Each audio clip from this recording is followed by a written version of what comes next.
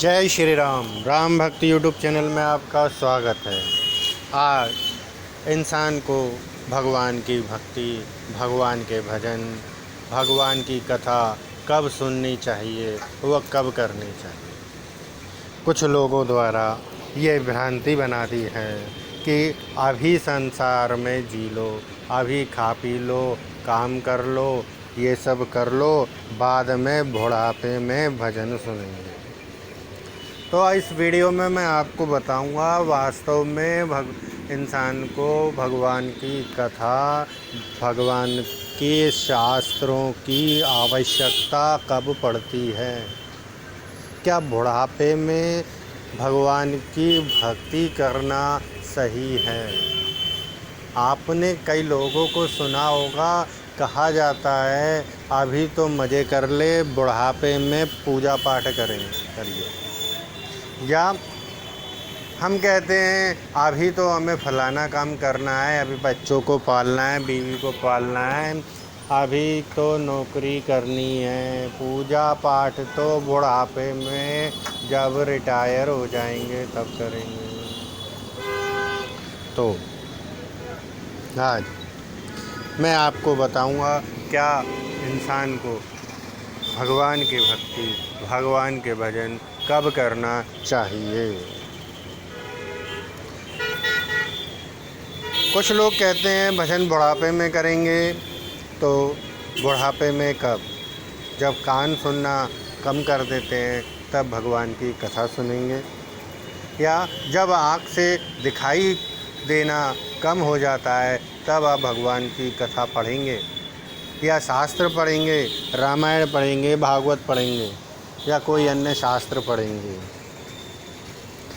अभी सांसारिक कार्य कर लें फिर बुढ़ापे में भजन कर लिएगा, तो ये उन लोगों द्वारा ही कहा जाता है जो आपका विकास नहीं चाहते, जो आपका भला नहीं चाहते।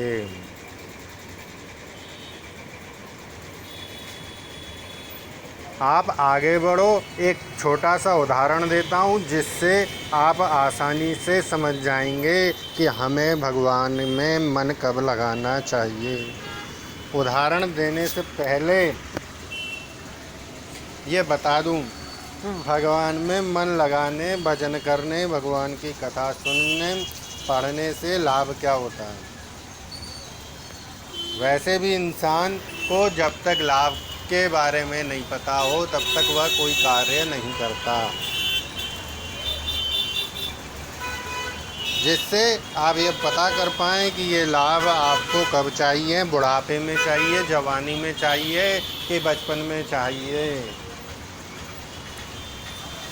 हमें दवा की आवश्यकता बीमार होने पर पड़ती है। यदि आप स्वस्थ हैं और आपको मैं दवाई दूं तो आपको उसकी कोई आवश्यकता नहीं है। इसी प्रकार भगवान की भजन, भगवान की भक्ति, भगवान की कृपा की आवश्यकता आपको कब है। शास्त्र व भागवत कथा आपके लिए कब उपयोगी है, यह उसके लाभ सुन आपको इसका ज्ञान हो जाएगा। भगवान की कथा सुनने, पढ़ने व भगवान का भजन करने तथा भगवान में मन लगाने से आपको आंतरिक शक्ति प्राप्त होती है। आपको संसार में कैसे रहना चाहिए, कैसे परिवार में रहने का सलीका सिखाती है। भगवान की कथा हमें आंतरिक मजबूत बनाती है ताकि हम डिप्रेशन में ना आए। आजकल आत्महत्या के कई सूचनाएं आपको सुनाई देती होंगी, आत्महत्या की कई न्यूज़ें आपको सुनाई देती होंगी कि फलाने व्यक्ति ने डिप्रेशन में आकर आत्महत्या कर ली। तो भगवान की कथा, भगवान के शास्त्र हमें आंतरिक मजबूती प्रदान करते हैं। जैसे हम ये आत्महत्या जैसा कार्य न करें, अपने मन को शांत रखें। आगे देखते हैं और क्या क्या करते हैं। जब जीवन में समस्या आए तो हमें उसका कैसे समाधान खोजना चाहिए। जीवन में जो भी समस्या आती है उसका समाधान कैसे करना चाहिए, ये हमें भगवान की कथा सिखाती है। अब आप बताएं कि आपको ये जीवन में समस्याएं बुढ़ापे में जब आप बिस्तर पर पड़े हैं तब आएगी क्या, कि जवानी में जब आप सांसारिक कार्य में लग रहे हैं।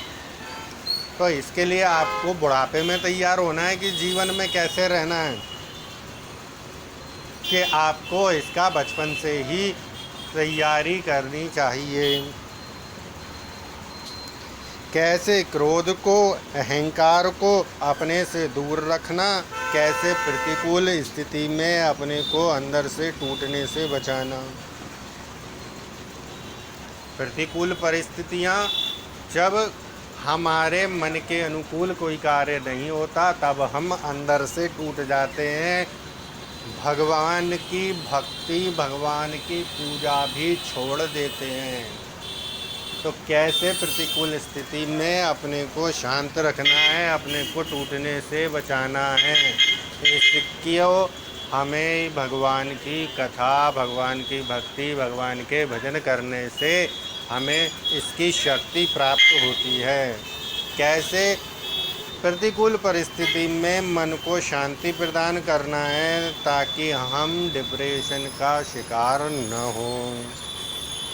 उपयुक्त जो लाभ भागवत कथा व भगवत भक्ति के बताए गए हैं, हमें इनकी आवश्यकता कब पड़ेगी, इसके बारे में खुद सोचने में आप सक्षम हैं। आप सोच सकते हैं कि इसकी आवश्यकता आपको कब पड़ेगी। बुढ़ापे में पड़ेगी जब आप के पाँव काम नहीं कर रहे, हाथ पाँव काम नहीं करते, कान आँख सही से सुनते देखते नहीं हैं, कि जीवन में कि सांसारिक वस्तु, सांसारिक जीवन में जब आप अपनी जवानी के समय संसार में जी रहे हैं तब पड़ेगी। मैं जीवन यापन करते समय बचपन से जवानी के सफ़र में, जवानी से बुढ़ापे के बिस्तर पकड़ने से पहले इन सब लाभों की आवश्यकता, इन सब चीज़ों की आवश्यकता आपको पड़ती है। लेकिन हम कहते हैं बुढ़ापे में भजन करेंगे, बुढ़ापे में भगवान की कथा करेंगे, तब हमें ये शक्ति जवानी में कहाँ से प्राप्त होगी। अब मैं जो उदाहरण देने वाला था वह कहता हूँ कि आपका जीवन एक डिब्बे की भांति है जिसमें भगवान की कथा, भगवान की भक्ति नहीं भरी गई तो आप अपने जीवन के सफ़र में कभी उनका लाभ नहीं ले पाएंगे। जो शास्त्र, जो भगवान कथा हमें यह सिखाती है कि कैसे जीवन जीना चाहिए, वह यदि बुढ़ापे में भगवान की भक्ति और भजन व शास्त्रों का अध्ययन करेंगे तो हमें पूरे जीवन समस्याओं से उलझते रहेंगे। जिस प्रकार घर बनाने के लिए नींव पहले डालनी पड़ती है तभी घर मजबूत बनता है, उसी प्रकार यदि हम बचपन में ही अपने जीवन में, अपने अंतर मन में भगवत भक्ति की नींव डालेंगे तो हमारा जीवन भी मजबूत बनेगा। यदि आप लोगों के मन में यह आ रहा है कि महाराज अब तो घर बनने में पिलरों का उपयोग होता है, तो पिलर भी पहले नीचे डाले जाते हैं और ऊपर तक ले जाए जाते हैं। हमारे जीवन में यदि आप भगवान की कथा, भजन व भक्ति के पिलर बचपन से ही डालेंगे तो आपका जीवन भी मजबूती के साथ बीतेगा। साथ में यह ध्यान रखना, पिलरों को मकान की ऊंचाई के साथ साथ ले जाया जाता है। इसी प्रकार आप भी अपने जीवन में भागवत कथा के पिलर के साथ मजबूत करें। अतः भगवान की भक्ति, भजन व कथा का सही समय तो पूरे जीवन काल होता ही है।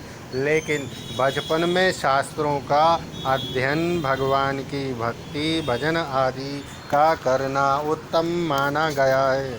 हर शास्त्र में, हर कथा में आप देखेंगे, चाहे देवता हो या राक्षस, सबने पहले भगवान का तप कर वरदान प्राप्त किया, भगवान को प्रसन्न किया, फिर बाद में सांसारिक जीवन जिया। चाहे रावण हो या अन्य राक्षस हो, पहले भगवान की भक्ति करी। तो हम इंसानों को भी पहले भगवान की भक्ति, पहले भगवान का भजन बचपन से ही करना चाहिए, तथा हमारे बच्चों को हमें भगवान की कथा व भजन बचपन से ही सुनाने चाहिए, तथा मंदिरों में दर्शन करवाने चाहिए। भगवान के प्रति उनकी आस्था बढ़ानी चाहिए, ताकि बाहरी जीवन को सफल बनाने के लिए, बाहरी जीवन को मजबूत बनाने के लिए मित्र, रिश्तेदार, पैसा, ये सब ज़रूर काम आता है, लेकिन अंदर के जीवन को पैसा बनाने की, अंदर के जीवन को मजबूत बनाने के लिए भगवान की भक्ति ही काम आती है। आपने बहुत बार सुना होगा कि फलानी कोठी का मालिक आत्महत्या करके मर गया, या फलाने महाराजा का बेटा आत्महत्या करके मर गया। अब आप बताएं, उसके पास बहुत पैसा था, ज़मीन जायदाद थी, तो भी वह आत्महत्या करके क्यों मर गया? तो अगर आपका मन भगवान की भक्ति में लगा रहेगा, तो आपको अंदर से मजबूती प्राप्त होगी। अतः आप भगवान का भजन अपने बच्चों को, अपने चाहने वालों को बचपन से ही सिखाएं, बचपन से ही भगवान की भक्ति कराएं। जय जय श्री राम, जय जय श्री राम।